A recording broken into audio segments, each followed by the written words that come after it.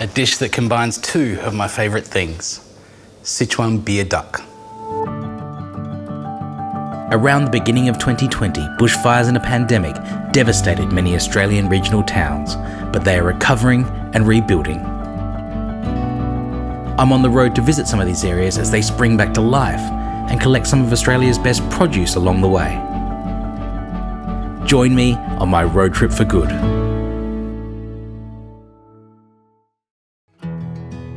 I'm on the New South Wales south coast, headed for the town of Ulladulla. It's only 300 kilometres from Sydney, so it's a great base to discover the beautiful Shoalhaven area, with its harbour, beaches and network of villages to explore. Rosie Cupitts loved the area so much, she retired here with her husband. They planted their first vines in 2004, but over the years, Cupitts' estate has developed into a thriving family business. This area has always been special to us because we've had a holiday house here since 1983.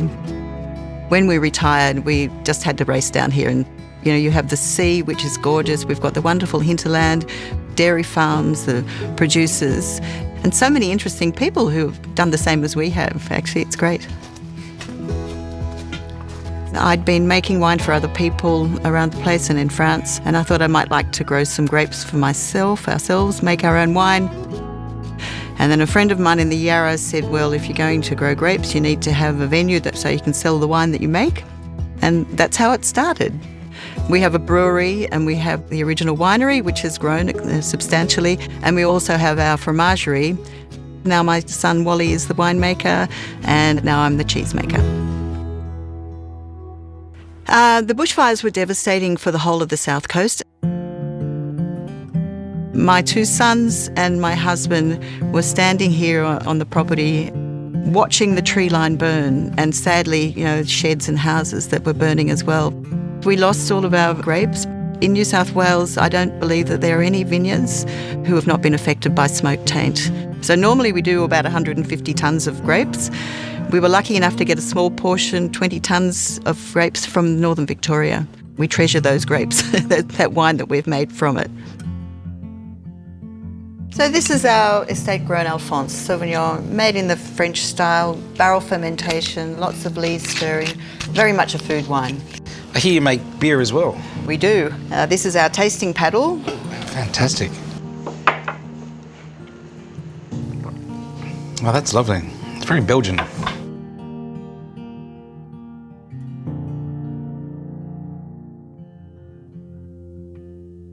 Sichuan beer duck isn't as weird a dish as it may sound.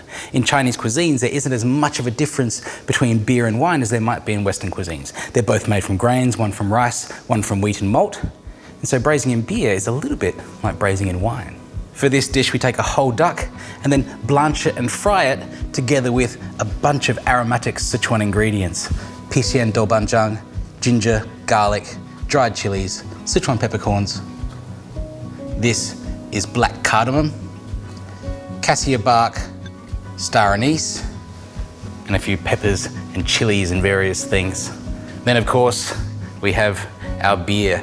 Chinese beers tend to be quite light and easy drinking, almost like a mid-strength lager. Around high 2, low 3% is about what you want. So any kind of light lager is just about right. First thing I want to do is prepare this moyu or konnyaku. It's a bit of a funny ingredient, so if you haven't heard of it before, it's sometimes known as devil's tongue jelly. It's made from the root of a yam and it's kind of like a springy tofu, maybe you could describe it like that. If you didn't have access to this, you could just leave it out or just use some firm tofu instead. To prepare this, I'll just put it in some cold water, bring it to a simmer for 5 minutes and then cut it into bite-sized pieces.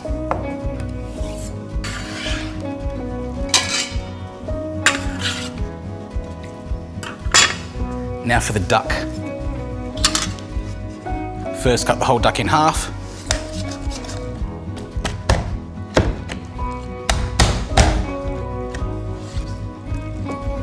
Take off the legs.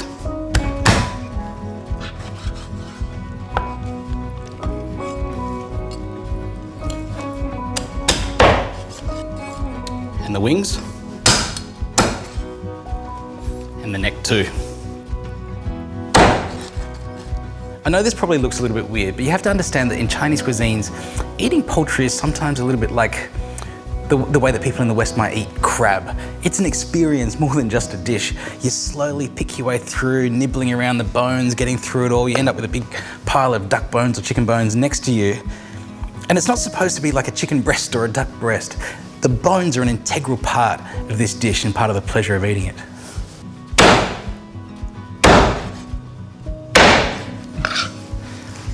And the duck just gets blanched in some hot water for a couple of minutes. While the duck's blanching, let me prepare the rest of these ingredients. The thing about Sichuan cuisine is it really is just exciting. You got these hard spices and soft aromatics, and it combines together with chili and numbingness to give you something that is truly amazing. I don't think there's any other cuisine that's as exciting as Sichuan cuisine. So the hard spices are these. Some cassia, basically the outer bark of cinnamon. Star anise. This is black cardamom. It's got quite a unique aroma. If you don't have it, just leave it out, but it does give you something that you won't get anywhere else. To prepare that, I'll just crack it to release the seeds inside. And underneath that, Sichuan peppercorns, the source of that numbing flavour, the ma to the chili, la in Sichuan cooking. I'll just slice some ginger and garlic. You don't need to peel the ginger, just cut it into thick slices and give it a bit of a bash.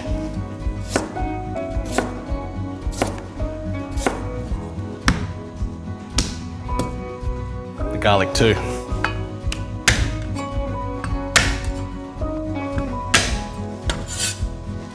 Some green chili.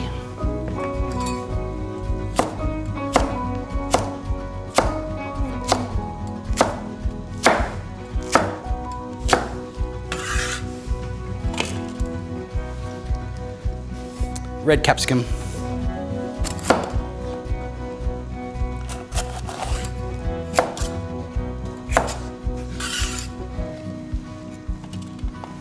And some spring onions.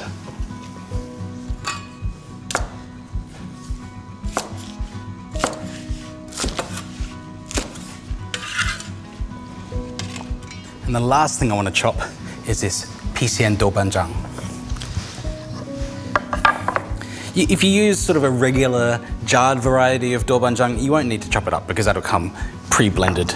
But this kind of original version from Sichuan still has big chunks of broad bean and chili in it, so you want to make sure that's nice and fine.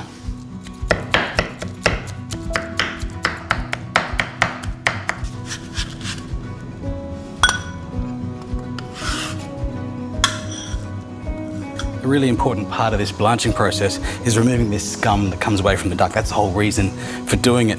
If you don't do that, you just blanch the duck and then pull it up through the scum, this all ends up on the outside of the duck.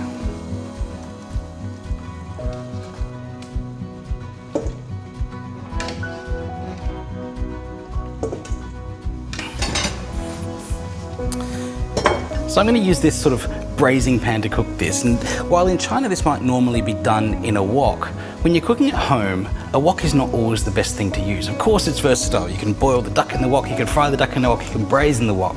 But when you're cooking a whole duck on a domestic stove, it's probably easier to use a combination of a pot for boiling and another dish for braising and frying.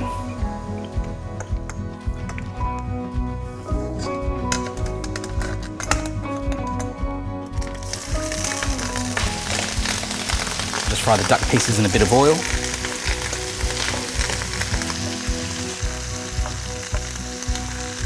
When the duck's lightly browned, I'll throw in my garlic, ginger, hard spices, and the dried red chili.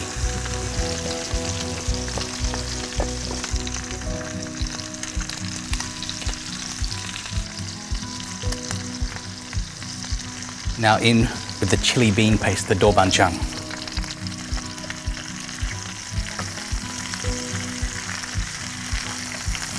Now for the braising liquid. In with the beer.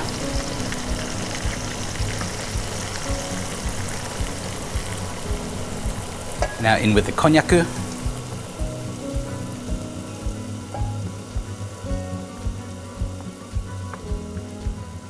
Season with some salt, sugar, and soy sauce. Now put the lid on and simmer that for about 15 minutes.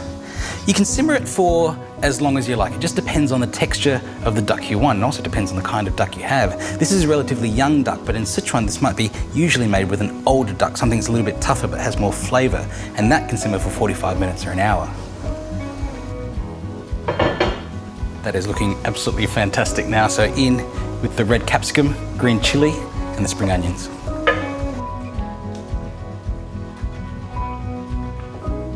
I'll finish this with some raw red onion and some chopped coriander. And that is Sichuan啤酒鸭, Sichuan beer duck.